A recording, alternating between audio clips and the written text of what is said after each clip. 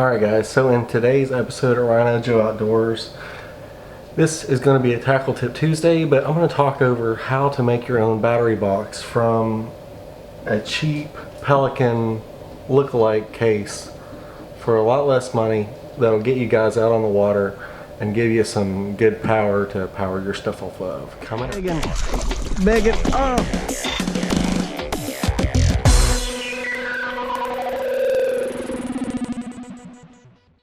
So guys, I went out to Harbor Freight Tools and I found these. They're Apache series rugged cases. So what I did is I bought one, and this is the 2800 size, but what I chose is to buy the one that was big enough to where I can actually fit 2 of these batteries in here with plenty of space and be able to have plenty of accessories and stuff still inside of the case.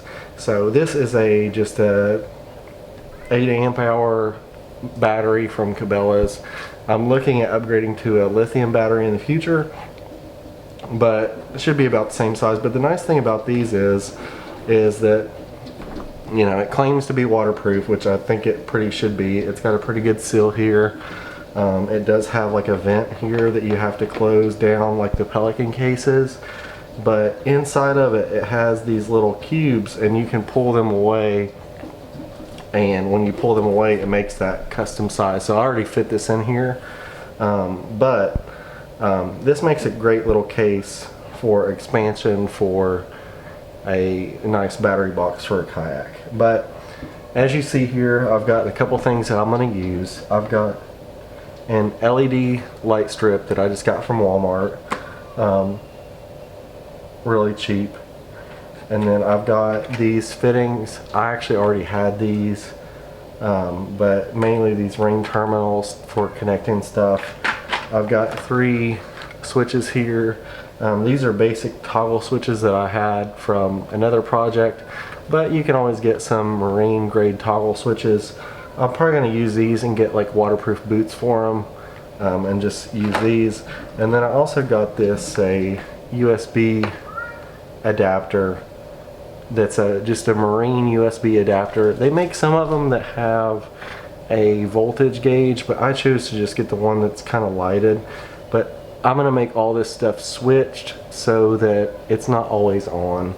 And then I already had this pigtail here, and this is what I use to connect my fish finder.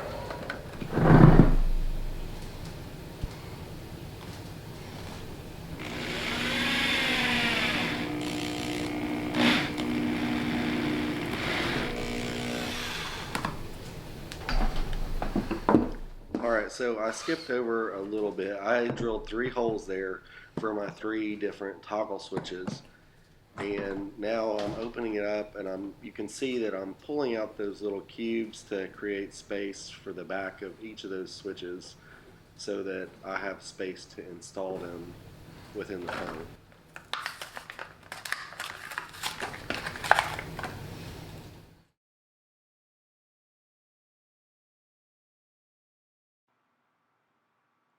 So at this point I am actually installing the switches. Each of those switches has like an outer keeper nut and then an inner one so that you could really position it well on maybe some sheet metal. The only one that you need, because of the thickness of the plastic, is the outer one, so you take all the other ones off. It is kind of a tight fit. If you were to put your switches more towards the center of the box, it would be much easier, but I kind of wanted them up close to the top of the box. So here you can see me messing with that inner nut before I realized that I had to take it off.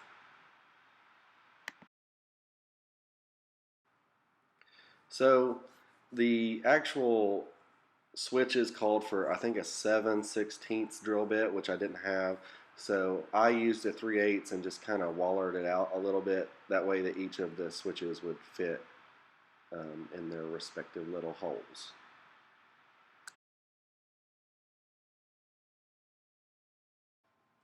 So I skipped ahead, and this is me installing the third and final switch.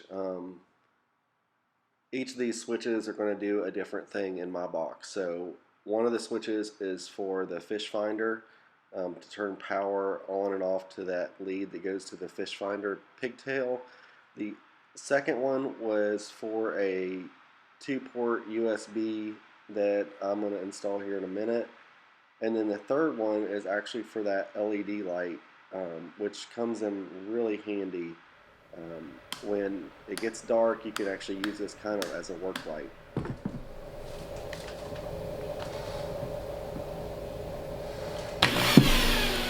Here you can see I'm using this unibit to drill out a hole for that USB port. Unfortunately, it's not big enough to make the hole the exact size I needed, so I had to basically cut it out and then waller it out a little bit with that drill bit. So I went ahead and installed that USB, and here I'm kind of laying out the wires to figure out the wiring scheme that I'm going to use. This USB came with a very long section of cable, so I was actually able to use that to basically wire the whole thing. If you see that little black thing on the red wire there, that is actually an inline fuse, so that way it's protected. You want to make sure that your fuse is in line before your switch. That way the fuse protects not only the device but also the switch itself.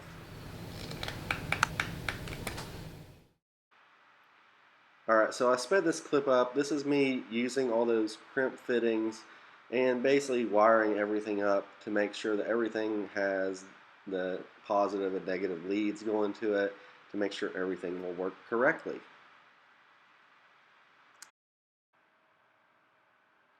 So here I'm just showing that everything works. That far left one is my light. That middle one is my fish finder pigtail that I put in there, and then the other one is for that USB. So I was able to use this this past week going out fishing, and man, it really worked great. I really enjoyed having the light as a work light, and everything worked flawlessly. In the future, I'm kind of thinking I might add like a voltage gauge to it, and as I said before, I'm probably going to upgrade those batteries and probably put 2 lithium batteries, which should really make it a lot lighter.